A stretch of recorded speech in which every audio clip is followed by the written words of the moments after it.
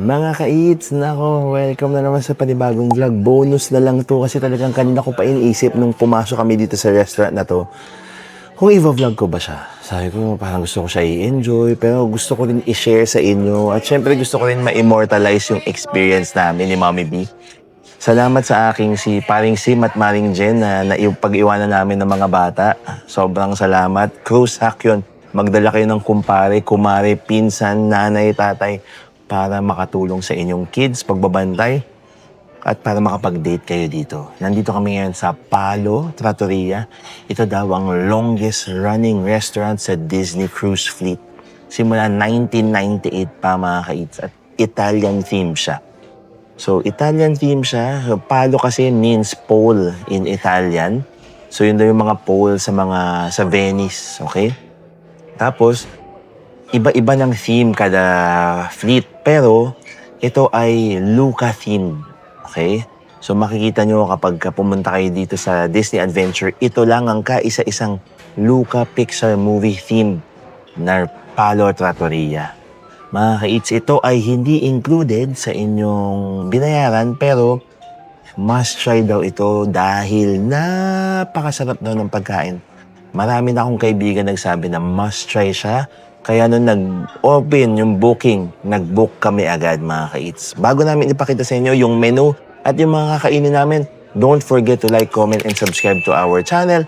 Tapos mga ka-eats, gumamit din kayo ng Eats Klook para sa up to $200 off sa inyong Disney Adventure booking sa Klook. Kailangan first-time user yan. So kaya maghanap kayo ng first-time user. Tara mga ka-eats, tingnan natin yung menu. Let's go! Dumating na yung ating dessert na may pa-surprise happy birthday greeting pa with a hidden Mickey. Bago ang menu, cheers muna sa aking date na si Mommy B. Wow! Nutella. Chocolate yung loob, Nutella. Tapos ito yung ating chicken farm. Grabe, na may risotto pa. Cheers muna tayo, cheers. Cheers! Subukan natin to. Itong shrimp with one of their dips. Ito yung kanilang medium. Parang medium rare na siya na sirloin steak. Wow. Grabe. Appetizers pa lang to. Mukhang lalaban na kami. Lalaban ka ba? Lalaban ka? Lalaban.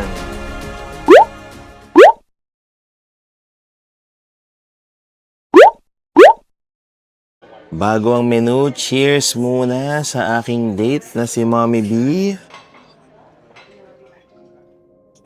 And maraming salamat din sa aming server na si Nicole from Ireland. Sobrang dami namin natutunan sa kanya about Palo and about Luca. Bago ulit yung menu, ito yung itsura ng restaurant at ito ang kaisa-isang palo na may second floor at kaisa-isang palo na may sariling restroom sa loob ng restaurant. Ito na yung menu mga ka-eats. So yung mga alcoholic drinks, syempre may bayad siya. Pero may extra bayad.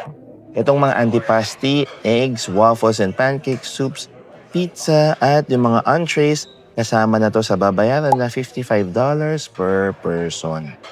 Okay? So may kasama pa siyang 18% na gratuity. Ito na yung ating antipasti. Meron tayong prosciutto, salami, prosciutto, brezzoli, meron tayong copa, tapos truffle cheese, parmesan, marinated olives, and meron tayong pepper dito. And nagbigay din siya ng mga breads and pastries. So meron tayong sweet breads dito. Meron tayong, sabi niya, fresh na almond croissant. And meron tayong bread basket dito na ipapareha sa kanilang olive oil at 12-year-old na 12-year-old na balsamic vinegar. Kitang-kita daw yan sa kintab. Wala na siyang sa thickness. Tapos ito naman yung ating seafood na antipasti. Meron tayong crab floor, meron tayong shrimp, meron tayong ahi tuna, meron tayong Salmon, gabla. mussel at salmon gravlax with lemon and 3 sauces. Tapos I believe itong sauce na ito ata yun, hindi, ito ata, yung dito lang meron mga ka-eats. Okay. Tapos si Mommy B nag-order ng celery soup na contains pork, ha? Kung hindi kayo pwede mag-pork, do not order this. Meron naman silang soup option na walang pork. Grabe, appetizers pa lang to. Mukhang lalaban na kami. Lalaban ka ba? Lalaban ka? Lalaban. Simulan na natin with bread. Ang sarap daw ng balsamic vinegar, sabi ni Mommy B. Wow. Ang sarap nga ang bread. Yung vinegar. Okay. Pero sabi ni Nicole, ito daw masarap. Kasi sweet tooth. Gusto daw niya to. Wow. Fresh na fresh. Ang lutong ng almond. Great start so far. So ito. Ang cute niya. Wow. Nutella. Chocolate yung loob na tela. That is good. That is very good. Mukhang mapapalaban tayo. Hanggang dinner, busog na siguro tayo nito mga kais. Ito yung celery soup. Wow. Grabe, parang celery puree. Ang bright, medyo may citrus siya ng konti. Tapos, very creamy. That is very, very good. Wala akong paulit-ulit tayo dito. Very good lang tayo ng very good. Tahi tuna. Wow. Medyo maanghang siya. Pero masarap. That is amazing. Subukan natin to. Itong shrimp with one of their dips. Then we wanted to flour, then we spend our barful on biteless about.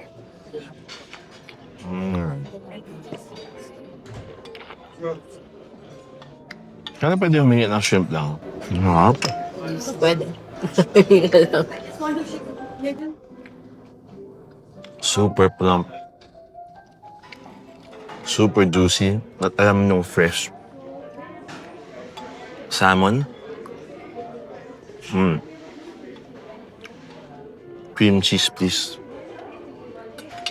Meron tayo ditong crab claw. Tingnan natin kung ma-discard natin siya. Wow. Masarap naman siya. Pero medyo maliit lang. Ayaw natin mag-order ng sobra ng appetizers, ha?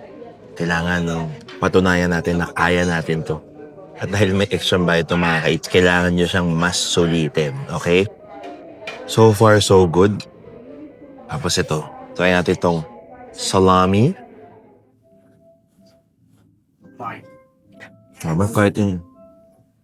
Quality ng cold cuts eh. Tapos itong kopa. Ito yung medyo batok ng baboy. Kaya medyo fatty. Wow. Ang bango. It's a winner. Tapos subukan natin magtapang-tapangan tayo.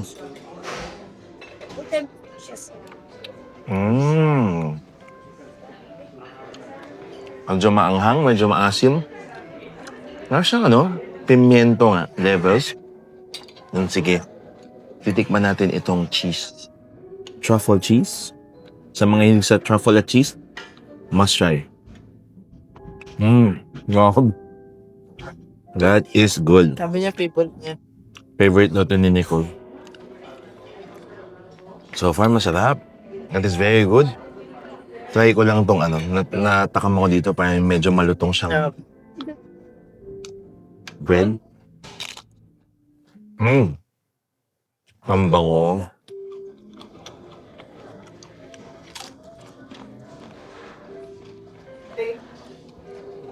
Sabang susubukan natin hindi mabusog mga ka-elch, pero so far, yun muna ang titikman ko. Para meron tayong space for the entrees and yung dessert daw dito. Sobrang sarap. So, abangan niyo yan. Mga ka-eats, dumating na yung aming margarita pizza. Marami ring nagsasabi na masarap daw ang pizza dito, kaya hindi namin in-skip. Kumuha kami ng isa at sabi niya, isa lang ang ordering kasi technically talaga good for sharing siya. Hindi na siya buo kasi grabe yung service dito. Serve agad. Sinerve niya agad. Hindi ko kinain agad, ha. Sinerve niya agad. Nandito yung akin. Oo, di ba? Cheers muna tayo. Cheers. Cheers. Happy birthday. Sarap. Balati yan. Ang harap nga. That's good. Ang ganda ng crust. No? Hindi ko hindi siya solid, kasi hindi siya mag-rice. Pero malutong na kasi sobra. Kaso lang, alam mo naman din na fresh talaga yung pinaka-crust. Kita mo, Ang harap. Dahil pang dumadating. Buti nakapagpa-reserve kami. Ang harap. Ang lutong. kailangan mabilis no? Mga reserve. Nauubos agad. Mga kids, pagka nag-notify yung Disney Plus app, kapag kayo ay nakabook na, mag-book kayo agad ng gusto nyong i-book. Lalo na, if you have kids, yung Bibbidi Bobbidi Boutique, nauubos yun agad. Kapag boys naman, yung Marvel something, meron sila. Tapos itong Royal Gathering sa pag nakasakay na sila. Pero pag concierge, you can book Royal Gathering 1 month before din. Itong Palo, nauubos din to. Ito yung mga spa treatments, pwede nyong i-book yan. At least a month before. Okay? Make sure na kapag kayo ay nag-book, download the Disney app agad, Disney Cruise Line app agad. Kasi nandun yung mga information na kailangan nyong malaman tungkol sa inyong biyahe. Tapos kapag nasa ship na kayo, lahat talaga ng mga sagot sa katanungan ninyo nandun. Para rin ma-save nyo na yung time ninyo na hindi na kayo pipila sa guest services. Pumunta kayo sa app ninyo at subukan nyo talaga siyang aralin para naman mas ma-enjoy nyo yung cruise at hindi kayo mag-spend ng time kakapila ng pila lang. Dumating na yung aming mga mains, mga kaits. Ito yung aming mushroom ravioli. Na sabi niya, perfect for sharing kasi 3 piraso lang talaga siya para hindi masyado mabusog. Yung kanilang lasagna na perfected na daw, na longest running dish nila, alam ko dito sa Palo. Tapos yung ating sirloin steak na may kasamang potatoes and French beans. Tapos ito yung ating chicken parm. Gabi, na may risotto pa. Kain tayo mga kaits. Tikiman time na mga kaits yung aming mga mains. Una, shout out kay Trish at kay Aisha na naghikayat sa amin magpalo. Talagang must try daw talaga siya. And so far naman, so good. Yung appetizers, yung pizza, really, really good. Even yung bread. Ito yung chicken parm. Cheers.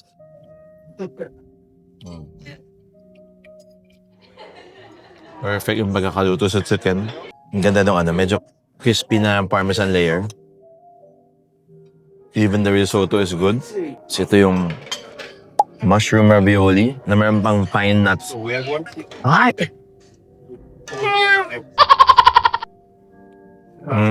Wow. Sobrang fragrant. Very, very good. Hati-hati na lang kami. Kasi pag nag-order kami ng tig-isa nitong mga to, baka hindi na namin masundo yung mga kids sa sobrang kabusugan. Ito yung lasagna nila na perfected na. Very meaty. Yeah. Oh. So marami siyang layers. No? If you like your lasagna meaty and maraming layers, subukan ninyo yung lasagna dito sa Palo. Munti ko na makalimutan yung restaurant name. Ito yung medium. Parang medium rare na siya na sirloin steak. Wow. And we have tried. Are we happy? Super. Very We're good. The beef is the right temperature? Yes. Yes. Perfect. Thank you. Tapos, sobrang bait pa nung server namin na si Nicole from Ireland. Galing. Parang sobrang maasikaso. Very informative. Parang hindi lang meal for the stomach to. Kundi natututo pa kami ni Mommy B ng mga information. Not just about Palo, not just about Luca, but also yung mga dishes na sinaserve niya. Super, super. Tapos sabi niya mamaya, abangan daw namin yung dessert. Medyo natatakot ako, sabi niya. Sweet tooth daw siya. So parang feeling ko magsaserve siya ng army of desserts. May sariling menu yung din. Yes. Hindi pa namin napapakita sa inyo, so aabangan niya yan. We're doing this, Palo, on our last full day. Sobra parang the separation anxiety is hitting is real. Acceptance is real, mga kids. Sana pagpalain ulit tayo makapag-cruise nito. Next year. Diba? Yun ang i-goal natin next year. Hino-hope natin na mas dadami pa yung blessings, no? And sana huwag kayong magsawa sa panonood sa mga vlogs namin. Sana nagugustuhan nyo yung sinishare namin sa inyo, yung part ng buhay namin na sinishare namin sa inyo. At sana, no, wini-wish ko din na yung mga nanonood nito, makasakay din ng Disney Cruise someday. Kasi iba yung happiness, iba yung park eh.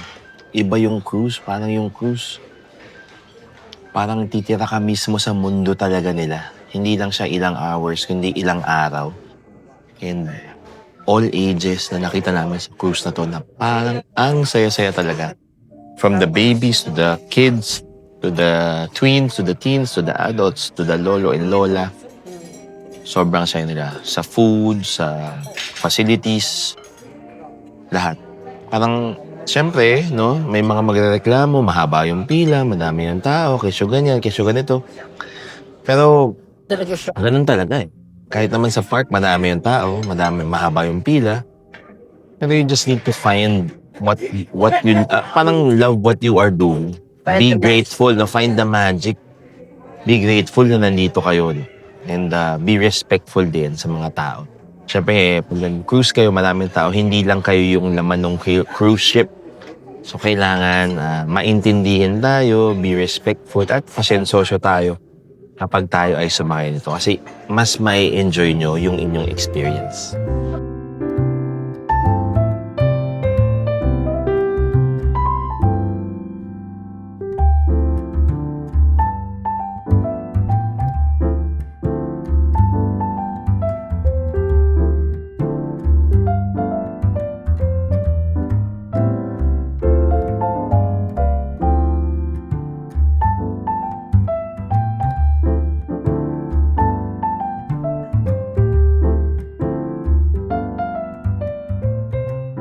Hello, Mommy B. Si Mommy B ang nagpicture nung dessert menu. So siya ang magbabasa kasi medyo mahirap basahin yung mga words dito. Mommy B, take the floor.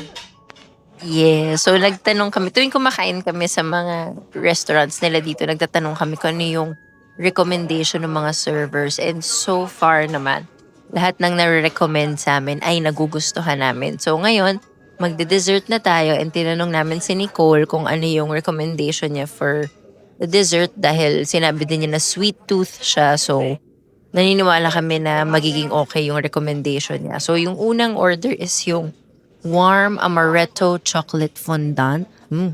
Parang sarap. Pangalan pa lang very chocolatey na. Tapos yung isa is Italian. Ni-research ko yung tamang pag-pronounce. Zabaglione. Parang yun yung Italian Zabaglione. Parang based sa description niya, para siyang winip ng matagal.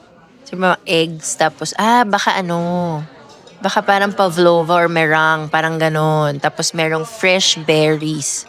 And merong biscotti. So, excited na kaming matry yung dalawang desserts na yon. And to pair with our desserts is, nag-order ako ng Americano, hot Americano. And then si Mark naman, meron siyang peppermint tea. So, excited na kami! Dumating na yung ating dessert na may pa-surprise happy birthday greeting pa with the hidden Nikki. Thank you, Nicole, and thank you sa lahat ng tiga-follow. Ito aking Zabaglione na may biscotti, berries, and torch yogurt. Invento. Basta siya para siyang meringue. Marsala 1. Tapos ito yung ating chocolate kineme. Warm amaretto. Warm amaretto chocolate fondant with ice cream fondant. These are not ice. Let's it looks so fluffy and airy. And there are beautiful colors of snow in there, just like confident clear. It's good. Oh, wow. That is good. Very light and airy. Tapos, ang sarap ng lasa ng raspberry. And then, tingnan natin to. Meron kasi siyang parang bread, waffle. Sarap. Yung natural sweetness ng fruit. Tingnan natin tong chocolate fondant. Oh, wow, grabe. Nag-ooze pa yung ano. Cheers. Super sarap. Then, favorite ko siya. Mas okay ito.